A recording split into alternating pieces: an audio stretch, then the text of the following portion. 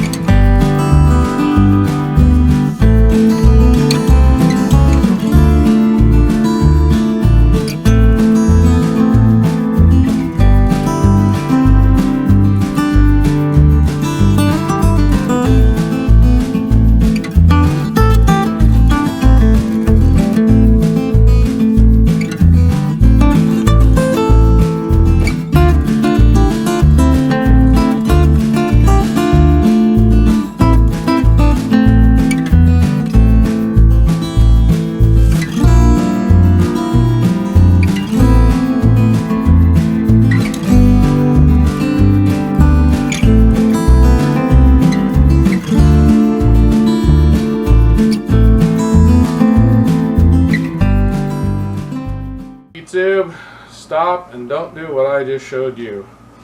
I put this block in here upside down, this plastic polyurethane, whatever it is, block.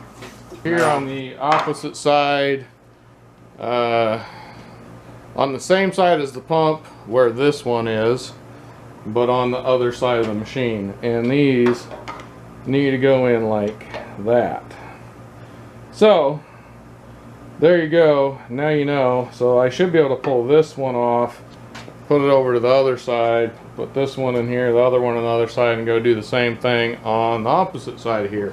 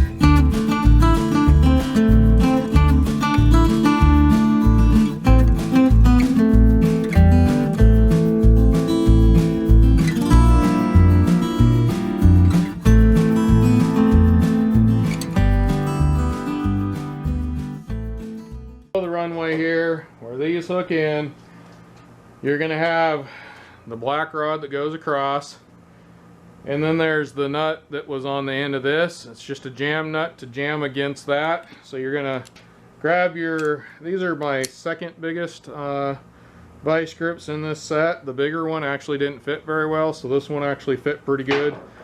You're going to clamp this onto the black rod that goes into the under the runway, and then I used a 3/4 or 19 millimeter to tighten that jam nut up to that black rod. There's a pretty good picture in the instructions, which you should be reading along with this anyway, so I'm not going to show that to you. I kind of gave you a decent look underneath when we were threading this in.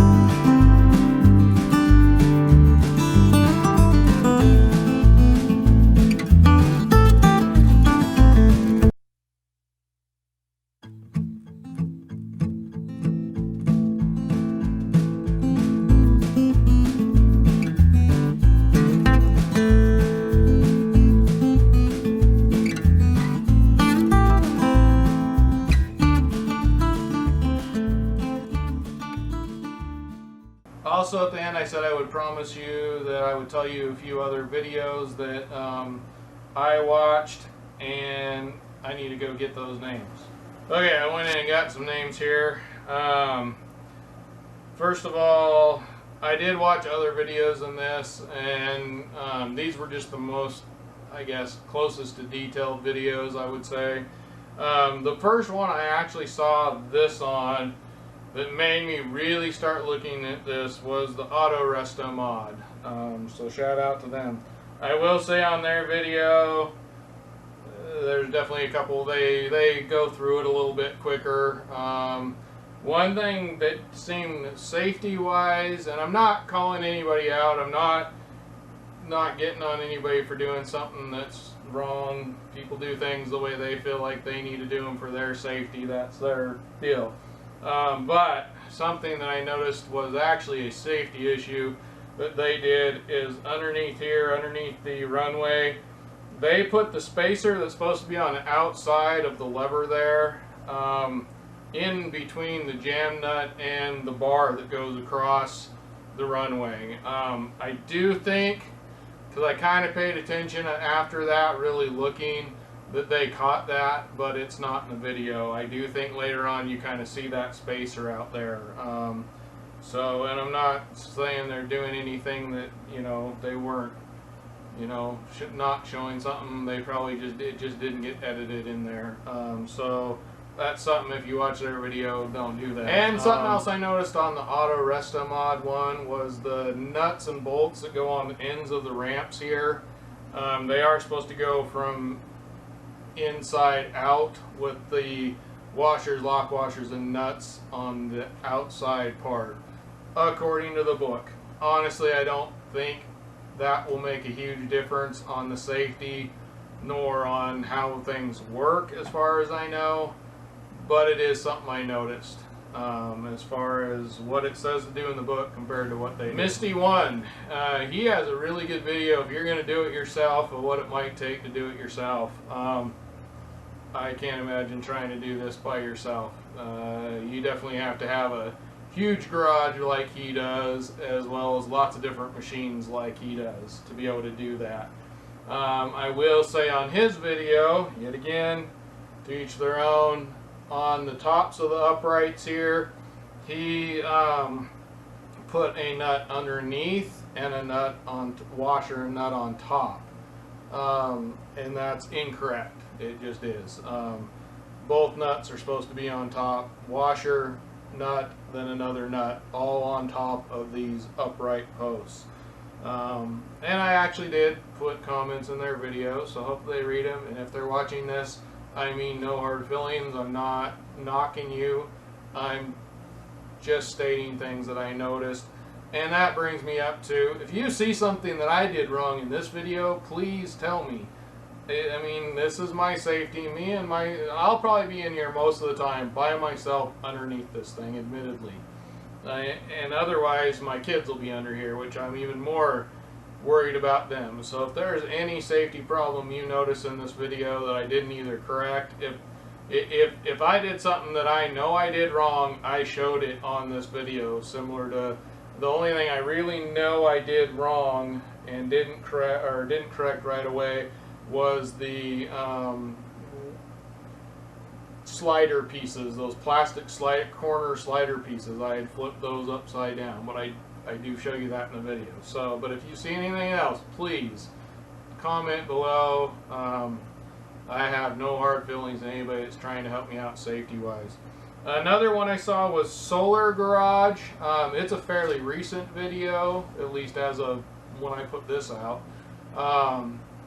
He had a few issues here and there, but most of it seemed like it went together right. You know, it's another one of those. But he was very detailed on running things and showing some things, so his videos helped me a bit in some ways as well. He was a little bit more behind the scenes, kind of similar to what I do, which also makes for long videos. But those are the three, anyway, that I watched. That the Misty One and Auto Resta Mod are pretty much one of the bigger reasons why I bought this lift. As far as I watched them over and over, and I really paid attention to things, and I looked at the quality. And I will say, Bart, here's the deal about this lift. It is probably not a lift that is a using it every day professional garage lift, but it's also not the price of one of those, but it's way better and real close to a use it every day professional garage lift. I could see professional garages using these. I really could. If you take a look at these, I would use this in a professional garage personally, but you know, to each their own. But it's way better than those C-channel ones that you see that are homeowner versions. The only thing that's downside about this is it is large. And I even got the XLT, which is even larger. There is a smaller version, but it's, you know, a little bit skinnier and a little bit shorter. But I should be able to get my truck on this. But I can walk all the way underneath this particular vehicle anyways, from front to back. I'm pretty happy with that. I have some taller vehicles, and this is a 04 Jeep Liberty, so I do have some taller vehicles that I won't be able to lift up this much. But I also have a chair that you'll probably see me on quite a bit when I'm working on my taller vehicles. But I am very happy. I feel very safe. I pushed on the pillars, uprights, just kind of shook on them, just one last ditch check effort to make sure everything was good, and they hardly moved. I mean, you hear a little bit of rattling, but it's not like some of those other videos where you see somebody with a car on it and the whole thing's just flopping in the wind, so to speak. I'm ecstatic about the quality of this lift. I feel very safe under it. I feel very happy I got it. So I've been John too long as it is, so I'm going to go ahead and sign off. Thanks for watching Junkworks DIY Garage, where I'm proud to say I'm a jack of all and master of none. You all have a good one.